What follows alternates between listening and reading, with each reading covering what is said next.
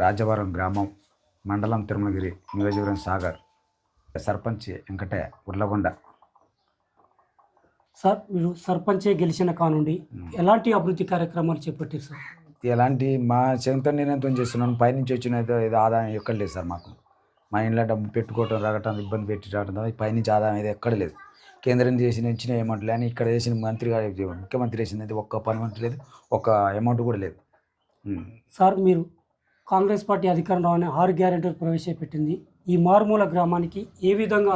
ఏది లేదు సార్, ఒక్కటి కూడా లేదు, ఒక్క ఆదాయం లేదు, ఏది లేదు. ఏదో ప్రీ బస్ పెట్టి అది చేసి కానీ ఈ 6 గ్యారెంటీలలో ఎవరు చేసినందు వృద్ధా పింఛన్లు 4000 పింఛన్లు అన్నారు, అది లేదు.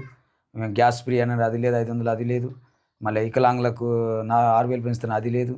సురిటీ అన్నారు, మహిళలకు అవి లేవు. మళ్ళీ ఇది లేడీ ఒంటరి మహిళలకు 2500 అన్నారు, అవి లేవు. ఏది లేవు. రైతు బీమా అనేది లేదు. బస్సు రావట్లేదు. గత బీఆర్ఎస్ హయాంలో ఎలాంటి అభివృద్ధి కార్యక్రమాలు మంచి జరిగినాయి. అప్పుడు ఏమేమి కార్యక్రమాలు జరిగినాయి సార్? మంచిదని మిషన్ భగీరథ జరిగింది. ముసలిళ్ళకి 2000 పెన్షన్ పోయి 200 పెన్షన్ పోయి 2000 జరిగింది. మళ్ళీ మిషన్ భగీరథ వచ్చింది, పెన్షన్లకు అన్నీ వచ్చినాయి. మొత్తం కానీ ఏటీం చేయట్లేదు సార్. బీఆర్ఎస్ ఉన్నప్పుడే మంచిగా అనిపించింది, కానీ కాంగ్రెస్ వచ్చినప్పుడు ఏది లేదు సార్. గత బీఆర్ఎస్ పెట్టిన పథకాలకు కాంగ్రెస్ పార్టీ పెట్టినటువంటి పథకాలకు గల తేడా ఏంది సార్? చాలా తేడా ఉంది. నక్కలోగం నాగతోలం చాలా తేడా ఉంది. నక్కలోగం నాగతోలం చాలా తేడా. ఈయన చెప్పటం మాత్రం కానీ మాటలు చెప్పడం చేతలతో ఏం లేదు.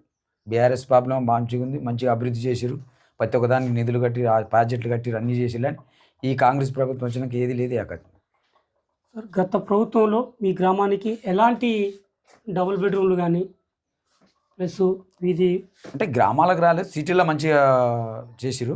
డబల్ బెడ్రూమ్ మంచిగా ఇంటర్వ్యూ చేసిరు, మంచిగా లక్షల కొద్దిగా కట్టిరు డబల్ బెడ్రూమ్లు. అని పల్లెటూరులకు రాలేదు. పల్లెటూరులో మిషన్ భగీరథ వచ్చింది. వికలాంగులకు ఇది వీళ్ళకు 2000 పింఛన్లు వచ్చినాయి.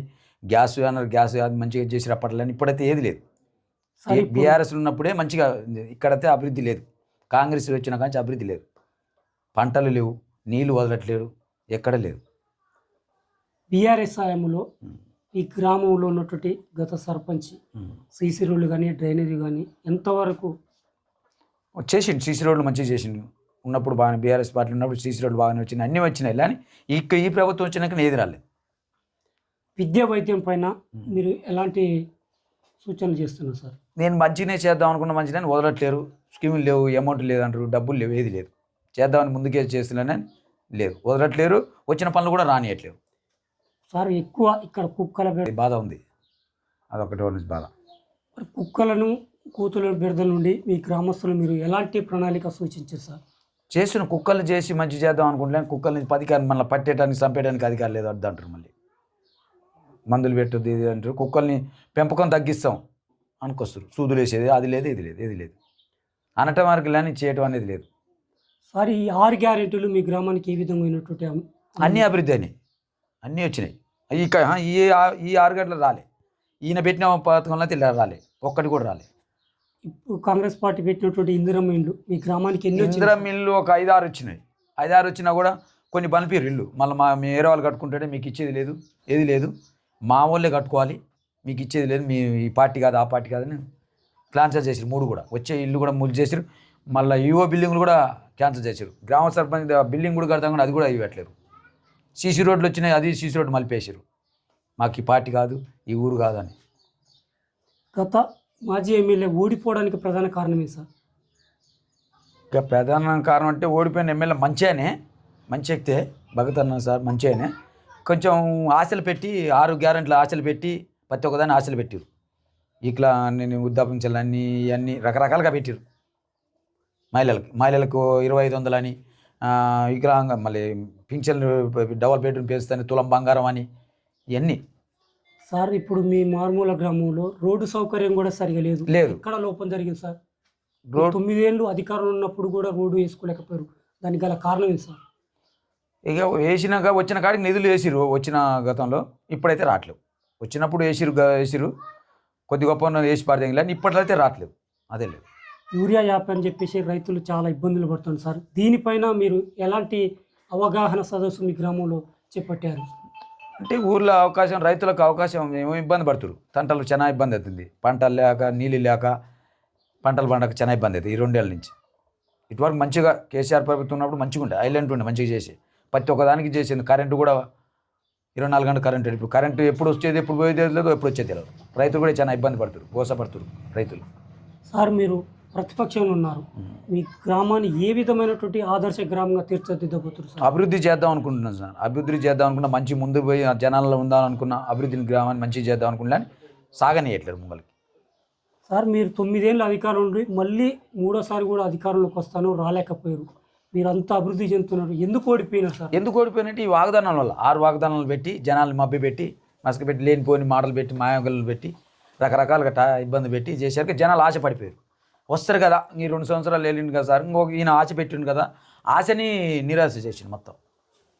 అట్లానే సార్ యువత ఎక్కువ డ్రగ్స్ అండ్ మద్యానికి బాగా బానిస అయిపోతున్నారు. అట్లానే యాప్లు ద్వారా చాలామంది పిల్లలు ఆగమైపోతున్నారు. దీనిపైన మీరు ఎలాంటి సూచనలు మీ గ్రామ పిల్లలు? విద్యార్థులు అయితే నేను కూడా కొనేసి విద్యార్థులు అంటే ఇప్పుడైతే బళ్ళకు కూడా పంపిస్తున్నాను. కానీ ఈ విద్యార్థులు అనేది కానీ ఫస్ట్ చెప్పడం విద్యార్థులు కూడా ఫుడ్ లేదు, ఏది లేదు. మధ్యాహ్నం ఫుడ్ అన్నారు, ఉదయం టిఫిన్ అన్నారు, అది ఆ టిఫిన్ కూడా ఎక్కడ లేదు. ఈ రాజారావులో అయితే కలవట్లేదు, ఎక్కడ లేదు కూడా. అసలు చెప్తులని తీసుకురావట్లేదు. విద్యార్థులు బుక్కులు కూడా లేవు, బుక్స్ కూడా అందట్లేవు. నిరుద్యోగులకు మీరు ఎలాంటివి విద్యా అవకాశాలను కల్పిస్తున్నారు? వారికి అవగాహన సదస్సు ఏమైనా పెట్టారా? అవగాహన అంటే పెట్టడం అంటే చెప్పి ఇచ్చినాం సార్, అందరికి చెప్పేసిన అవగాహన పొలాలు పోతులు అని ఏది లేదు. అది విద్యాన్ని చెప్పుకోవడం లేని అందట్లేవు ఏది కూడా. నిరుద్యోగులు ఉద్యోగాలు లేక ఉద్యోగాలకు అల్లాడుతారు జనాలు, చూస్తారు కదా సార్ టీవీలలో ఊర్లలో కూడా జనాలు అల్లాడుతారు. ఆశలు పెట్టి 2 లక్షల ఉద్యోగాలు అనేది నిరాశ అయిపోతారు. ధర్నాలు చేసినా కూడా లేదు, పట్టించుకోవట్లేదు. సార్ మళ్ళీ అధికారంలో మీరు రాబోతున్నారు అంటారు, దీనిపైన మీ ప్రణాళిక ఏమి ఉండబోతుంది సార్? అంటే ముందల జరిగిన అభివృద్ధి బాగున్నది పనులు, ఇప్పుడు అభివృద్ధి లేదు. ఇప్పుడు గతం అభివృద్ధిలో బాగున్నారు, ఇప్పుడు లేదు.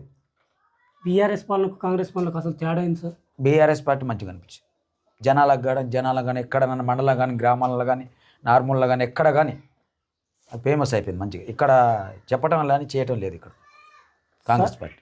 ఇక్కడ మా సర్పంచ్ కూడా ఏం తెలియదు అని చెప్పేసి కొంతమంది గ్రామస్తులు అంటున్నారు సార్. ఏది ఉన్నా కూడా ముందుకు తీసుకెళ్ళలేకపోతుండు. అంటే ముందుకు తీసుకుపోగా నేను పోతున్నా, ప్రతి ఒక్క కానీ పోతున్నా, కలెక్టర్ పోతున్నా, మండల ఆఫీస్ ఏ గడ్డి మొత్తం కలిసి రానిలేకపోతున్నారు పనులు. మేమే చేయాలి, ఏ పని ఇచ్చినా ఏ వచ్చినా మేమే చేయాలి, పనులు మీకు ఇచ్చేది లేదు అనకొస్తుంది సార్. సార్ మీరు ప్రతిపక్షంలో ఉన్నారు, 5 సంవత్సరాలు మీకు అధికారం చేపట్టిన మీ గ్రామస్తులు మిమ్మల్ని సర్పంచ్ గెలిపించారు, వారికి మీరు ఏం చెప్పదలుచుకున్నారు సార్? వారికి ఏం మంచిగా చెప్పుకోవచ్చు. నేను చెప్తాను, నేను చేతనని చేస్తుంటే చెప్తానని ఆ అడ్డంకుల వల్ల ఆగిపోయింది. లేకపోతే అభివృద్ధి చేస్తాను నేను, కంపల్సరీగా చేద్దామని ఉంది, ఉంది, ఆ ధైర్యం ఉంది, ఆ తెలివితేటలోనే రానిలేకపోతారు, వచ్చిన పనులు రానిలేకపోతారు, అడ్డుపడుతారు. Okay, thank you sir. ఏంటి బీఆర్ఎస్లో ఉన్నట్టు ప్రతిపక్షంలో ఉన్నారు, ఇప్పుడు కాంగ్రెస్ అధికారంలో ఉంది, మీకేమైనా పనులు వస్తున్నాయి? పనులు ఏమి రావట్లేదు సార్. 450 మీటర్లు సీసీ రోడ్డు వస్తే దాన్ని ఆపిరు, 2 వివో బిల్డింగ్లు వస్తే అదే ఆపిరు, గ్రామ పంచాయతీ బిల్డింగ్ కూలగొట్టిస్తే అదే ఆపేసారు. ఏది రానివ్వట్లేదు సార్, గ్రామానికి ఏది రానియట్లేదు, ఎలాంటి పని రానియట్లేదు, ఆపేస్తారు. Okay, thank you sir. నేనంటే కేంద్రం నుంచి వచ్చిన అని అయ్యేళ్ళని ఇంతవరకు ఏది చేసింది లేదు. పనులు ప్రతి ఒక్కదాన్ని ఆపేస్తారు. ముందుకు పోదాం, తెంపు చేద్దాం, మంచిగా చేద్దాం, ఊరిని అభివృద్ధి చేద్దాం అని చేస్తున్నారని రానియట్లేదు. ఉప సర్పంచ్ మీకు సహకరిస్తారా? పాలక వర్గం మంచిగా ఉన్నారు. అట్టాటి వల్ల సోరతాలు గిడతాలు లేవు, మొత్తం మేము కలిసిపోతాం, పాలకవర్గం కళ్యాణాలు ఉంటే చేస్తానని రానియలేకపోతారు. ఎంత దూరం పోయినా సాధించుకొస్తున్నాం, కలెక్టర్ దాడికి పోయినా, డిఏ కాడికి, అందరి కాడికి వెళ్ళినా కూడా యూజ్ చేసి మీ ఊర్లో ఇష్యూ ఉంది, ఆపుతున్నాం పని. Okay, thank you sir.